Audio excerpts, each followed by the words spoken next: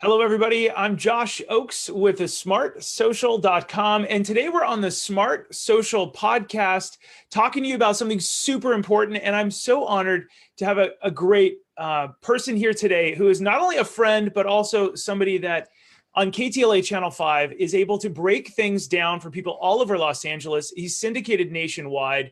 He's somebody that really takes tech and makes it easy for you, families, educators, parents, and people that really want to use these tools with a purpose instead of a pastime. You've heard it from us before. We want to make sure you're smart on social media. That's why I'm honored here today to have my friend Rich Demuro from KTLA Channel 5 News to talk to us about his latest book and give us a few teasers from his book. His latest book is 101 Handy Tech Tips for the iPhone, and he has tips and tricks and tech tips for us today. Rich, welcome.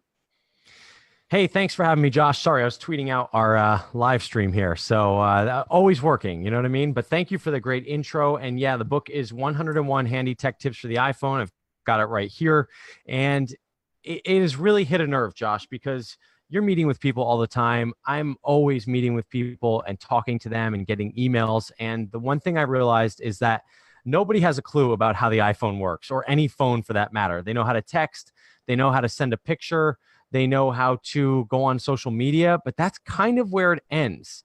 And the stuff that I took for granted that I do on a daily basis with this phone, I realized through all these emails that nobody else does that stuff. So I wrote a lot of it into this book, and it's now available on Amazon. It's been great to kind of share the word about what this thing can accomplish. You know what I mean? Yeah. So talk to me. What's one of the tips that parents need to know that they might not know how to unlock on their iPhone? Well, I go into it's funny because a lot of this book is actually written with kind of parents in mind, or even the maybe a little bit older of a generation, because the young kids, they know what they're doing on the phone, right? They're the ones that are basically locking them down, and the parents don't know how to do anything. They're asking their kids for help. But I wrote this is actually a revision of an ebook I wrote over the summer, and it's fully revised for iOS 12. And in iOS 12, Apple actually built in a lot of new features. I'm sure you've talked about them, like screen time. And this is something that I turn on for my kids, and it's in the book. I kind of go right at the beginning. I explain how adults might want to turn this on for themselves to kind of get an idea of just how much they're using their phone, how long they're using their apps. To me, that's cool, but it's not as important for me to regulate what my kids are doing, right? And so I used to tell people how to set up all the content restrictions and, make sure that your kids can't go to certain websites and stuff like that. But now the fact that Apple lets you set time limits for apps for your kids, I just love that.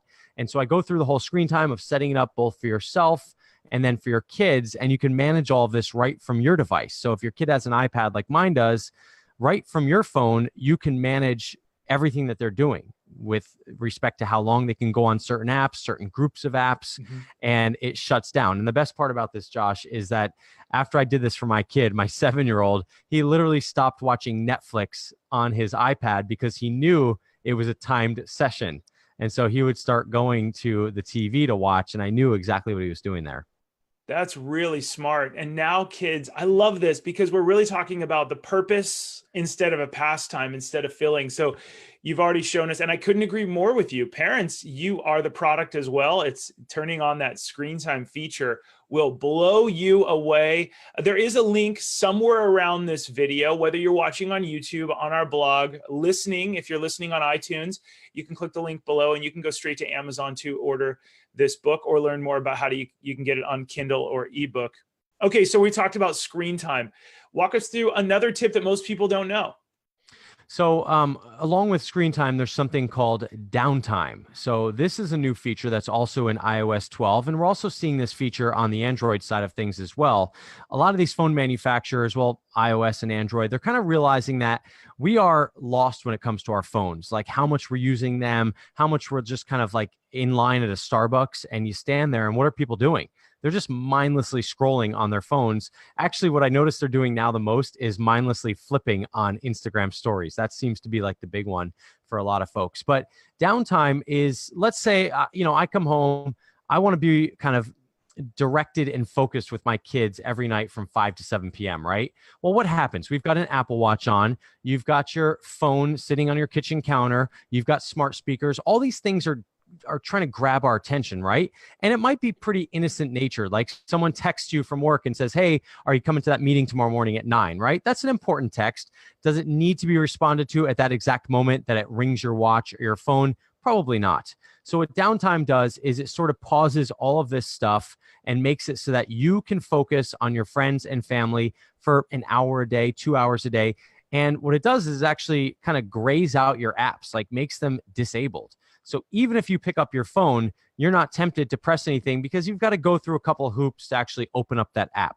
So I walk through the process. That's tip number 7, actually. It's pretty early in the list. But I walk through the process of explaining what this is. What does it mean?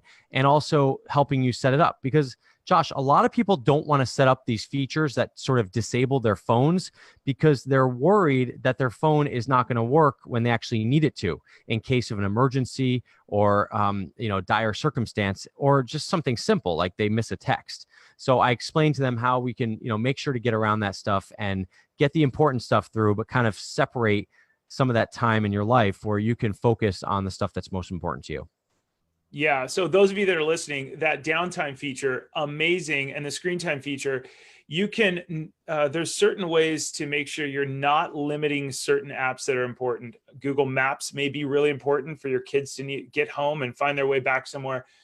The phone, you're probably not going to limit the phone time, and a few other things, certain types of sharing that could save a life. So if you needed to call 911. So if you're listening to that going, why would I do that? But I highly, highly recommend that you turn on this as a test. I turned it on and it scared me.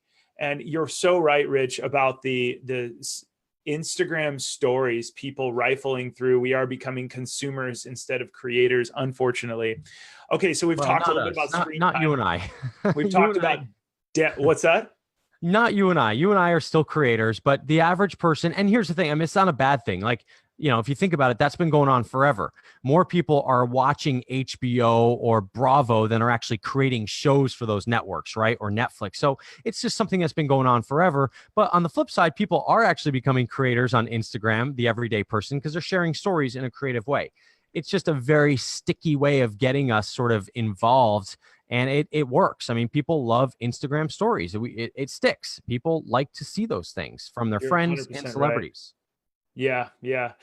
Okay. And so we've also talked about some downtime. Talk to us about another tip. This is a really good one. In fact, my wife was reading an early copy of the book and she texted me and she's like, oh my God, this is fantastic. I just set up my medical ID. This book is amazing. And I was like, well, thank you. I'm glad that my wife thinks that. But so medical ID, setting up a medical ID is tip number 27. This is not something that's new in the iPhone. It's evolved over the years to get better. Remember, Josh, back in the day, we had ICE in case of emergency. It was those contacts we'd put in our address book. Well, the problem is if someone gets your phone, they can't access your address book because it's locked, right? So medical ID, once you set this up in the health app, and I show you how to do it, all you have to do is go to the health app on your iPhone. You might have never opened it because you're like, well, I don't have an Apple Watch, or I don't have any fitness tracker, so I'm not going to open the health app. But that's where it lives. And you go right down to the bottom on the tab. It says medical ID. And you go in there and you can put in your name, your contacts, like I think you can put up to 5 contacts that you want. And you can put your blood type, you can put allergies, all this information that may come in handy in an emergency. And the beautiful part about putting this information in there is that anyone who has your phone can look at this information. So in an emergency circumstance, your phone does not have to be unlocked for them to see this stuff. So, and they can actually call the numbers that you program in there. So let's say you put your wife or your spouse, significant other, whoever you want, they can dial those numbers in an emergency and get in touch with your friends and family without having to figure out how to unlock your phone. Now, which is amazing. With that said, Josh, you're smart social. You got to always think safety.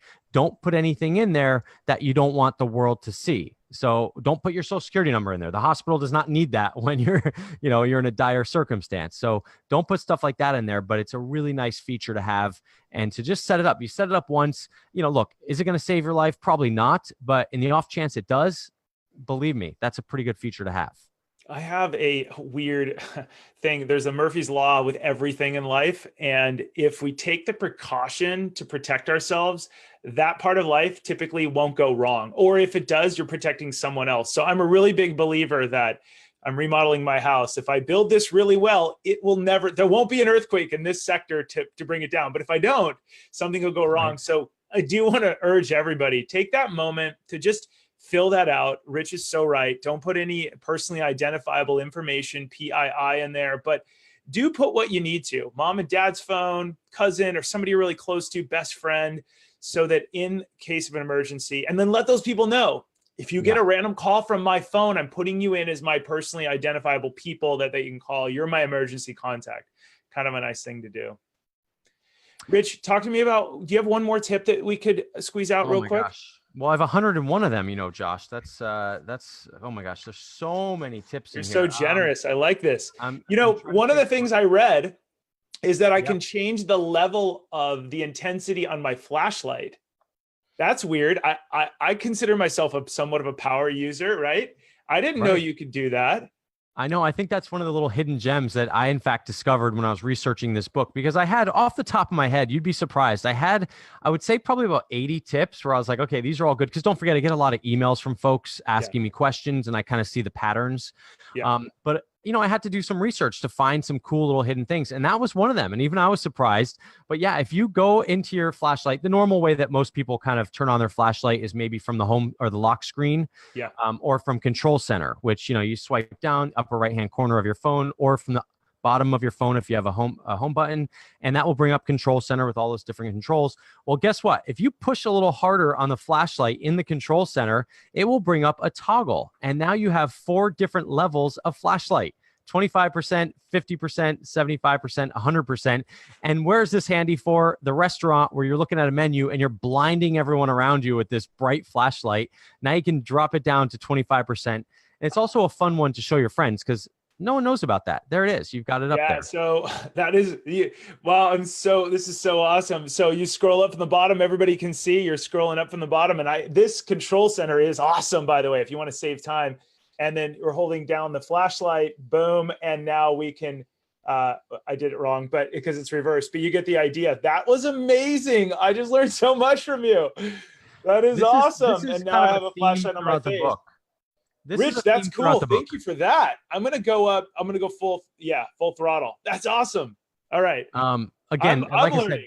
We'll turn this is a theme throughout the book. The little push harder on some of the features of the iPhone will bring you, it just kind of does some added functionality. So the iPhone is very simple to use on its face, but when you dig a little bit deeper, there are a lot of these little hidden features. In fact, I got an email once from someone who said, I can't believe there's no search functionality in your messages on iPhone. And I said, well, you just got to pull down on your messages screen and it will reveal a search bar.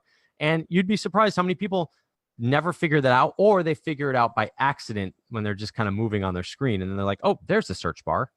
Yeah. A lot of the reasons why I get hired to go to schools is to mentor parents and also students on, hey, let me sit beside you in a way on stage, and let me show you how this kind of technology works, and another way of looking at it from the outside. And that's really what your book, it sounds like, is doing is, hey, parents, let me sit beside you and show you stuff that you didn't know, and you didn't even know that you needed until you see a bunch of these. And you may not need all 101, but there's probably a gem of 15 that you didn't know that you need.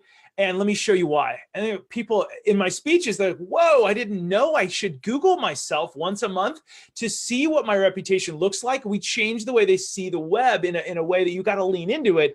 And you're doing the same thing here in this book, basically saying, sit down with me for just a few minutes, open it up, ebook, Kindle, or paperback, and I'm going to show you some cool stuff, which I'm pumped about. And just that little thing that we all saw, well, I'll use that because I'm remodeling the house and I got to get it in a chimney, and sometimes it blinds you. And I'm going to think of you when I do that, Rich. Josh, you nailed it. That's exactly what it's all about. This is not a user manual. It's not a how-to guide per se. It is stuff that I think you should know about the phone, whether you need it today, tomorrow, or in the future, because you may browse through these tips and say, okay, well, I found a couple that I like. I don't need all of them right now. But all of a sudden a friend is asking you something. He said, oh yeah, I read about that in Rich's book. And yes, the iPhone does actually do that. Let me go look it up and let me see. Oh yeah, that's the one right there. Go ahead. You can do that. And that's really the gem of it is, like I say in the intro, if you find 1 to 2 tips, that's amazing. If you find 10, that's great. 101, I don't think all these tips are going to be new to every single person reading. If you are, get in touch with me. That's amazing. I want to feature you on the back. But it's just putting this knowledge in your head. that you should have for one day when you need it. Yeah. Let's take just a quick moment. Those of you that are educators that are watching, we have something coming up in February of 2019 called Smart Social Week, which it takes 70 experts, a lot like Rich, and it compiles all of their tips on how to keep your kids safe and smart online, and it puts them into a mobile conference that you can access from your smartphone. And also, you get the 3 biggest tips from my speeches where we walk you through how to protect your kids by auditing them, dialoguing with them, and then creating a website and building an online brand. That's called the Smart Social Week. It's about $49, and you get thousands of dollars worth of conference materials for $49, and you get to keep it for as long as you want. All right, Rich, let's talk one more tip. What is one of the, you're nationally syndicated all over. You are on TV. Millions of people a week watch you. You break things down really well. And in fact, a small thank you to you, because in 2012, you put me on your show. And even before my first book was finished, you said, hey, let's bring this guy on and talk about digital safety. And I couldn't be more grateful to you, because you kind of helped me launch and finish that book. It was motivation. So thank you to you for that. But what's one of the biggest questions that you get from people on how they approach something? And you might say, hey, instead of looking at it like this, look at it this way. Oh my gosh, every day. I mean, there's so many questions. I think a lot of it deals with just kind of, well, privacy is a huge one right now. Do you want specific for the iPhone or just in general? Because there's 2 different sides here. Let's do something general that most people are maybe misguided on. What would be a frequently asked question that you could answer? I think, I mean, the number one thing that I get from people is they do not properly back up their stuff. And what happens is they get into a crisis situation where they lose everything. Their phone crashes, their computer crashes, and they know they need to do this. They know they need to back up, because I talk about it all the time on my podcast, on my programs on TV, on my Facebook page. I mean, I always talk about the proper way to back things up, right? And yet, what happens when someone loses everything? They email me and they say, hey, Rich, is there any way to get this back? And 9 times out of 10, there really is not. So my advice, number 1, photos, you have to have your photos backed up. And that's pick 2. Pick Google Photos and iCloud. Download them to your computer plus Google Photos. If you don't like the idea of Google, use Amazon Photos. It's free with your Prime membership. Whatever you do, just get those photos off of your phone and somewhere else, not just on your phone. And the second thing is your phone itself. I mean, there's data on your phone. Just be aware of how it's being backed up and where it's being backed up. Because I have people, they call me, they're like, I think I have iCloud on. I never turned on Google. I don't know where it is.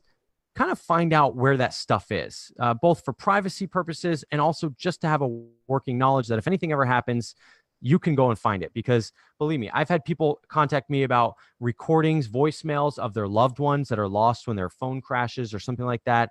Download those things. You can easily download a voicemail with your iPhone. Photos they can never get back. Why would you just have a photo you have nowhere else on your phone, knowing you can leave your phone anywhere in the world and it's gone forever, right? Anything important documents, even this applies to your house. If you have stuff, take pictures of it, make it digital. Your wedding certificate, your kid's birth certificate, scan it with your iPhone. I talk about that in my book as well. The iPhone has an amazing built-in scanner tool. Use it, scan the important documents and things in your life. And again, it's this kind of stuff that nobody ever wants to think about. Just do it and be ahead of the game, because you never know if anything's going to happen. We saw it with the fires, all the destruction from that, floods. Anywhere you live in America, there's something that could possibly go wrong, and you just want to be ahead of it. I'm not saying it is. I'm not a doomsayer here. I'm just saying be prepared, because you'll just feel better when that time comes, because you'll just be able to concentrate on the things that matter to you most, which is really making your family safe, right? And you don't have to think about your pictures being safe in your house that's flooded or something. Yeah. And it comes back to that realist, even though you and I are both optimists, but the realist thing says Murphy's Law, if you do back it up, you'll probably never lose your phone. If you buy the cheap sunglasses that are $12, you'll never lose them. But if you buy the $200 kind, you will lose them. It's weird how the world works. You have to laugh with it. But I love that, the backup. And those of you that are listening or watching right now, you can download your Google Photos app, as Rich just hinted at. You can download your Amazon Photos one where it goes up there. And then you can also plug it into your PC or Mac and load iTunes and do that. That's always a great idea. You can also pay $2.99 a month or something to unlock a lot of gigabytes to really float a lot of your stuff into the cloud, which might not be a bad option since this is the number one device. Where'd mine go? Oh, it's on the easel. The number one device we all have. I mean, you lose your keys, you're like, oh no, but where's my phone, right? Your vehicle is probably almost less important than this. Where are my kids? I'm sure they'll come back to me, but where's my phone, right? Yeah. So Rich, I want to thank you. I'm going to give you last word. What would you like to tell people so that they can approach their phone in a smart way? Don't have anything on there that you don't need. A lot of people have malware and different things on their phone, or they think they do because they're just installing a lot of apps. I call it drive-by installations. Be aware of the permissions you're granting to apps. So you download these apps and you just say yes, yes, yes, yes, yes, blindly to every single screen that comes up that asks for permission. Just be a little bit more aware of what you're doing with these devices. These devices have a microphone on them. They have a camera on them. They have our personal data on them.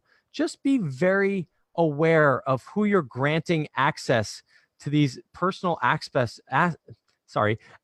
of your life to. And that's my main thing. Everyone that I talk to always throws their hands up in the air and they say, I don't really understand this thing, so I just give up. Don't give up. It's a very simple piece of machinery, but it's also very powerful. So just be as informed as you can about what you have on your phone, how that stuff is backed up, and who you're granting access to that stuff to, and you will be a much happier digital citizen, believe me. I love it. I also love how you said, don't give up. A lot of people will say, I'm not a tech person. And I love to tell them what you say in your mind is who you will become. What you eat, you become. And your kids don't want you to say that because you can be a tech person. If you just hang out with them where they're at, you can actually, it's less about tech. It's more about just that dialogue. Hey, Rich, thank you to you today live you're at KTLA Channel 5 News in Los Angeles, taking time out from your day to share the book, which helps people. If you're watching this, listening to this, click the link below. It's Rich's Amazon link on Amazon.com. You can also search for Rich Demuro and it'll come up. And we love that you, Rich, are helping people just unlock what they already have. If let's say the book was $20, it's not, it's less than that. But if 2 of these tips help you save an hour a month, that pays for it like that. Just like our books help you protect your kid and maybe get them into the dream school. These types of knowledge bases where people get hundreds of questions a month and they're able to put them in succinctly so that we can practice it to protect your family. I think it's worth it. I hope you'll do it as well, even if it's January in the new year that you get the book. Those of you that are listening, you can learn more at smartsocial.com, where we keep your kids smart online. The one key takeaway I want to teach all of you parents is to Google your kid, find out what's out there, audit your children, even if they're not online yet. There are people posting under your kid's real name.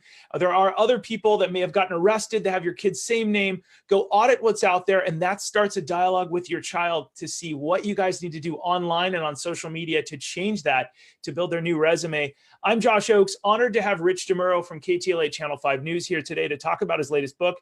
We'll see all of you on the next episode. Have a great day. Take care.